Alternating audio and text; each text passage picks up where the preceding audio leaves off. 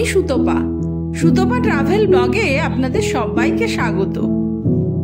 আমাদের বাঙালিদের হঠাৎ কোথাও ঘুরতে যাওয়ার সহজ ঠিকানা কিন্তু দীঘা। যে যতবারই আসি না কেন, সৈকত শহর দীঘা আমাদের কাছে সবসময়ের জন্যই ভালো লাগা আর ভালোবাসার জায়গা। ভবিষ্যতে দীঘা আরও আকর্ষণীয় হতে চলেছে জগন্নাথ ধামের জন্য। রথের আগে বহু আলোচনার বিষয়বস্তু কিন্তু দীঘার এই জগন্নাথ মন্দির। কবে থেকে মন্দিরের দরজা সকলের জন্য খুলবে তাই নিয়ে আমাদের সকলেরই আগ্রহ। চলুন তাহলে আমরাও এবার একটু ঘুরে দেখে নিই এই জগন্নাথ মন্দির। মন্দিরটি নির্মাণ কাজ শেষ হলে দেখতে হবে ঠিক এই রকম। জগন্নাথ ধামের মূল ফটক থাকবে রাস্তা লাগোয়া। আপাতত এই প্রধান গেটটি তৈরির কাজ শেষের দিকে। তবে মন্দিরের আশেপাশে চারিদিক অস্থায়ীভাবে ঘিরে দেওয়া রয়েছে, যেখানে বিনা অনুমতিতে প্রবেশ করা নিষেধ। পুরীর জগন্নাথ মন্দিরের আদলেই তৈরি করা হচ্ছে এই মন্দির। পর্যটকদের কথা ভেবেই এই মন্দির নির্মাণের উদ্যোগ।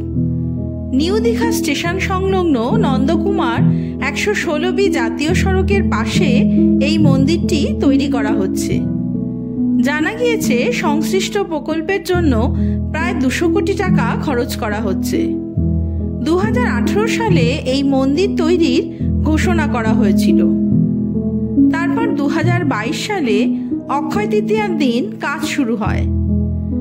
রাজস্থানের বংশী পাহাড়ের বিখ্যাত বেলে পাথর ব্যবহার করা হচ্ছে মন্দির তৈরির জন্য। পুরীর জগন্নাথ মন্দিরের মতোই এই মন্দিরের উচ্চতাও 65 মিটার।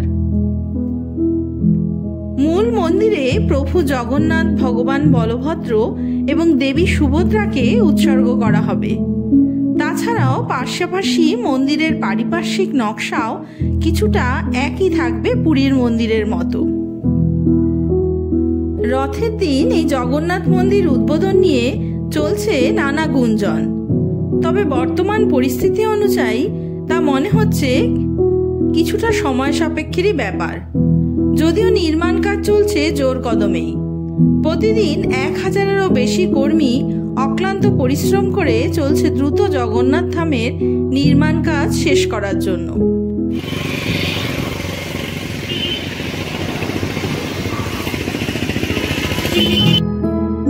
আশা করি আমরা ধর্মপ্রাণ বাঙালিরা খুব তাড়াতাড়ি দীঘার জগন্নাথ মন্দিরে পুজো দিতে ভেতরে প্রবেশ করতে পারব।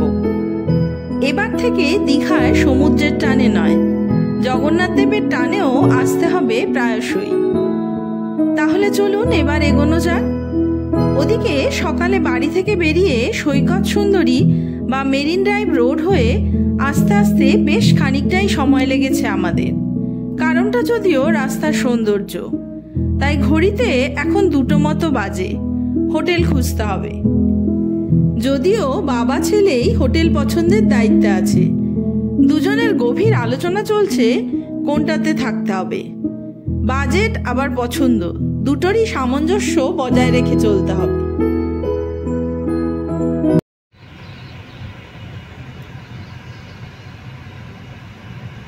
দীঘার এই রূপ দেখতে কিন্তু দারুণ লাগে। যে যার মতো করে দীঘাকে উপভোগ করে। সন্ধ্যাবেলা চলবে আবার মেলার মতো ভিড়, খাওয়া দাওয়ার ভিড়। এখন হচ্ছে সমুদ্র পাড়ে স্নানের ভিড়। নিউ দীঘার সমুদ্রের ধারেই হোটেল খোঁজা শুরু করেছিলাম। মাত্র একদিনের জন্যই দীঘাতে এসেছি, তাই অল্প সময়ের জন্য আসলে মোটামুটি চেষ্টা করি আগে থেকে গেছি এমনই কোনো হোটেল বেছে নিতে। সেক্ষেত্রে সুবিধা হয়, হোটেল সম্পর্কে আইডিয়া থাকে। এবারে তাই বেছে নিলাম দ্য পিকুস, যেখান থেকে মাত্র কয়েক মিনিটের হাঁটা পথেই সমুদ্র।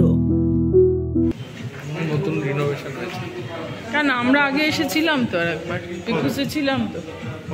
হ্যাঁ, আমরা আগে এসেছিলাম।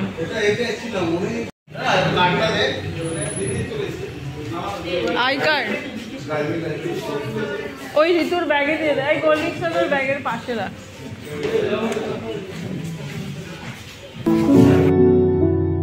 প্রায় প্রতি বছরই দীঘা আসা হলেও লাস্ট 2017 সালে 2 রাত থেকে গিয়েছিলাম এই হোটেল দ্য পিকুজে। তবে এত বছর পরেও হোটেল বেশ ভালোভাবেই মেনটেন করে রেখেছে দেখছি। নিচে সুইমিং পুল সহ রয়েছে রেস্টুরেন্টও। আমরা রুম নিলাম 3rd ফ্লোরে। ড্রাইভার সহ আমাদের 4 জনের একটা রুমের ভাড়া পড়ল 5,600 টাকা, যদিও তার সাথে কমপ্লিমেন্টারি ব্রেকফাস্টও রয়েছে। আজ রবিবার, তাই এটা সকলেরই জানা যে কোনো ছুটির দিনেই দীঘাতে হোটেলের রেট অন্যান্য দিনের তুলনায় বেশিই থাকে। রুমে ঢুকে প্রথম কাজ নিচের রেস্টুরেন্টে ফোন করে লাঞ্চের অর্ডার দেওয়া। রুম সার্ভিস অ্যাভেলেবেল বলল, তাই কিছু সময়ের মধ্যেই খাবার রুমে পাঠিয়ে দিতে বলা হলো। সবাই মিলে ফ্রেশ হয়ে আগে সেরে নিলাম খাওয়া দাওয়ার পর্ব। সবাই এখন বলছে রেস্ট নেবে, কিন্তু দীঘাতে এসে এখনো সমুদ্র পাড়ে যাওয়া হয়নি, তাই আমি একাই বেরিয়ে পড়লাম সমুদ্র পাড়ে। হোটেল থেকে বেরিয়ে সোজা রাস্তায় গিয়ে মিশেছে সমুদ্রে। বোল্ডারের পরিবর্তে একমাত্র এই রাস্তার শেষেই বাঁধানো পাড়। সমুদ্রে নামতেও সুবিধা এই রাস্তাতেই, তাই মানুষের ভিড়ও বেশি।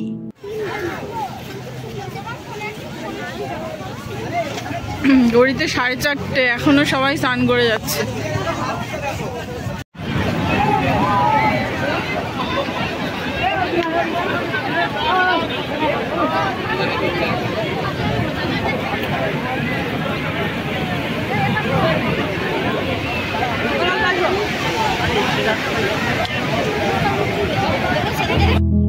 এখন জোয়ারে সমুদ্র অনেক এগিয়ে এসেছে, তাই সমুদ্র পাড়ে বসেই সবাই সমুদ্রের ঢেউয়ের ছাপটা উপভোগ করছে। ভোরবেলা থেকে সন্ধে পর্যন্ত কখনোই দেখিনি দীঘার সমুদ্র পাড়ে মানুষের ভিড় কম থাকে।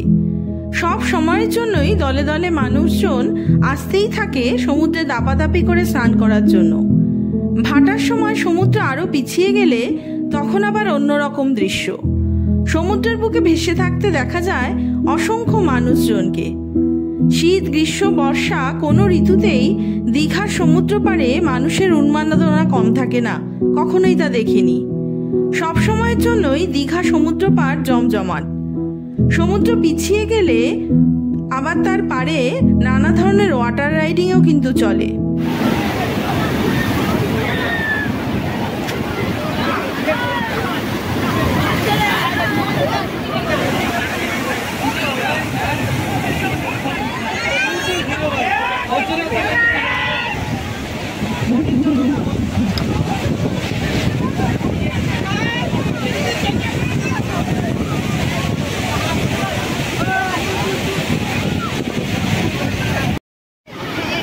এবার আমিও ভিজেছি, আমি কত দূরে দাঁড়ানো তাও ভিজেছি।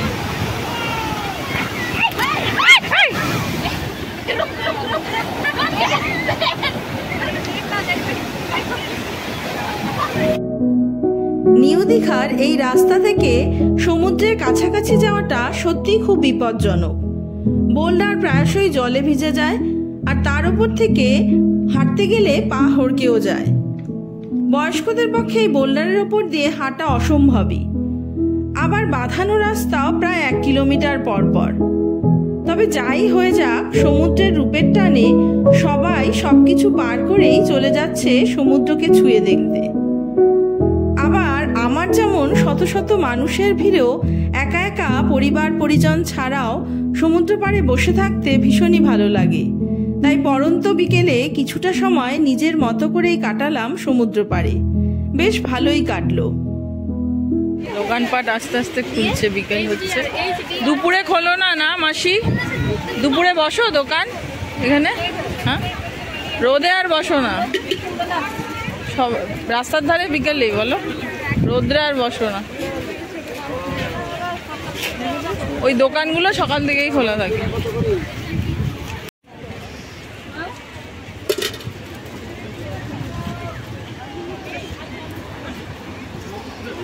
বেলপুরি, পাপড়ি চাট আর সমুদ্র। ওদিকে সন্ধে হতে চললো। চলুন তাহলে না হয় এবার হোটেলেই ফেরা যাক, তারপরে না হয় আবার সবাই একসাথে বেরোবোক্ষণ। তার আগে দাঁড়ান আপনাদের একটু হোটেলটা ঘুরে দেখিয়ে নিই। নিচে ঢুকতেই সামনে রয়েছে রিসেপশন, আর তার উল্টো দিকে রেস্টুরেন্ট, আর তার ঠিক বাঁদিকেই রয়েছে swimming pool. Depend of room আছে, ক্যাটাগরি ওয়াইজ আমাদের ভাগ করা আছে রুম। এক্সিকিউটিভ রুম আছে, সুপিরিয়র রুম আছে। আমাদের ফার্স্ট ফ্লোরে যেমন সব স্ট্যান্ডার্ড ক্যাটাগরি রুম, ঠিক আছে। আর সাথে হচ্ছে রেলের রুম আমাদের অ্যাটাচ করা। রেলে, হ্যাঁ, রেলের রুম আছে হলিডে 6টা। তারপরে ক্যাটাগরিতে আছে প্রিমিয়াম এক্সিকিউটিভ রুম আর আপনার executive room, premium executive room. আপনার থার্ড ফ্লোরে আছে হচ্ছে আপনাদের superior room, executive room, premium executive room, এইভাবে মেশানো আছে। আর ফোর্থ ফ্লোরে আছে higher category room, superior room, superior deluxe room, আর আপনাদের suite room, royal suites room. Total কটা আমাদের? Total 44 room. 44। Thank you. দা পিকুসে মোট 44টি রুম রয়েছে। তার মধ্যে ফার্স্ট ফ্লোরে রেলের হলিডে হোমও অ্যাটাচ করা। বাকি হোটেলের সমস্ত রুমই বিভিন্ন ক্যাটাগরি অনুযায়ী, তাই রুম রেটও বিভিন্ন মানের। এই মুহূর্তে রয়েছি আবার হোটেলের ছাদের সুন্দর টেরাসে। এখান থেকে সমুদ্রকে দেখা যায়, তাই চাইলে এখানেও বসে বসেই সময় কাটানো যাবে বেশ খানিকটা। সিটিং অ্যারেঞ্জমেন্ট সহ সাজানো গোছানো বাগানও রয়েছে চারিদিকে, আর ওপর থেকে ব্যস্ত দীঘার রাস্তাকেও দেখা যাবে। আবার ফিরে আসলাম সন্ধ্যাবেলার দীঘার সমুদ্র পাড়ে। এখন আবার সমুদ্র পাড়ের অন্য রূপ। সবাই রাস্তার ধারে বসে সমুদ্রের হাওয়া গায়ে মাখছে, তার সাথে তো রয়েছে নানা খাওয়া দাওয়া। আপাতত আমরা চলেছি সমুদ্র পাড় বরাবর। ডান দিকে হাঁটা পথে নিউ দীঘার আরেক আকর্ষণ ঢেউসাগর পার্ক। ভিতরে ভিড় দেখে ছেলে আর যেতে চাইল না। তাদের নাকি সমুদ্র পাড়ে বসে থাকতেই বেশি ভালো লাগবে। অগত্যা 10 টাকা টিকিট কেটে আমি ভিতরে ঢুকলাম। 2019 সালের 11ই ডিসেম্বর এই পার্কটির আনুষ্ঠানিকভাবে উদ্বোধন করা হয়। এখানে পর্যটকদের মনোরঞ্জনের জন্য রয়েছে নানা ব্যবস্থা। বাচ্চাদের জন্য নানা রাইডও রয়েছে। তাছাড়াও পুরো পার্ক ভীষণভাবে সাজানো গোছানো। চারিদিক ঘুরে ফিরে মনে হবে কলকাতার ইকো পার্কেরই যেন ছোট সংস্করণ। বিভিন্ন রাজ্যের সংস্কৃতি তুলে ধরা ছাড়াও রয়েছে আলাদা আলাদা ফুড কর্নার। তাই দীঘায় ঘুরতে আসলে সন্ধেবেলাটা ভালোই লাগবে এই পার্কে ঘুরতে। চারিদিকে আলো ঝলমলে মেলামেলা পরিবেশ। যেভাবে যেমনভাবে খুশি ঘোরাফেরা খাওয়া দাওয়া করছে সব টুরিস্টরা। দীঘা আসলে আর এক রিফ্রেশমেন্ট কিন্তু এই ঢেউসাগর পার্ক।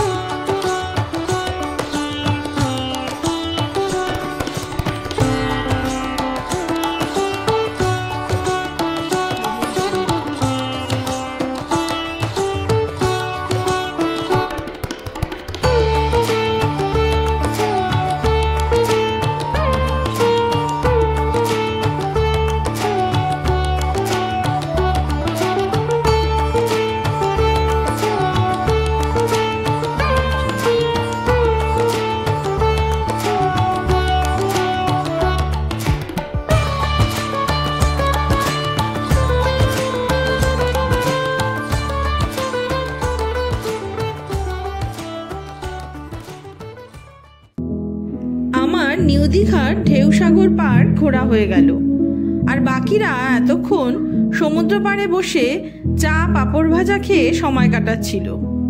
তাতে মন না ভরতে ঋতুরাজের আবদারে নিউ দীঘার সমুদ্র লাগোয়া বিশাল মার্কেটে আসলাম সন্ধ্যের স্ন্যাক্সের জন্য। দীঘাতে এসেও সেই বার্গারের কম্বো অফারের পাল্লাতেই পড়েছে ঋতুরাজ। সেসব মিটিয়ে সমুদ্র পাড়ে মাছ ভাজা না খেয়ে চললাম দীঘার মিত্র ক্যাফেতে মাছের আইটেম ট্রাই করতে।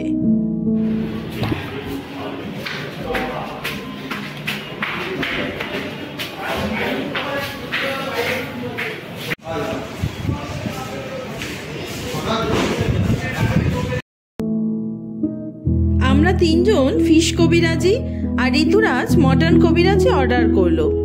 ফিশ ফিঙ্গার প্যাক করে দিতে বলা হলো। আমরা প্রত্যেক বাঙালি নানা জায়গা যেমন ঘুরতে ভালোবাসি, তেমন কিন্তু খেতেও ভালোবাসি। তাই ঘোরা মানেই খাওয়া দাওয়ারও গল্প। রুমে ফিরে চারজন মিলে উনো খেলা শুরু করলাম। আবারও ভাবতে থাকলাম ডিনারের অর্ডারের কথা। আজ তবে এই পর্যন্তই থাক। আপনাদের সাথে দেখা হবে নতুন আর একটা ব্লগ নিয়ে, নতুন আর এক জায়গায়। ততদিন সবাই সুস্থ থাকবেন, ভালো থাকবেন। নমস্কার।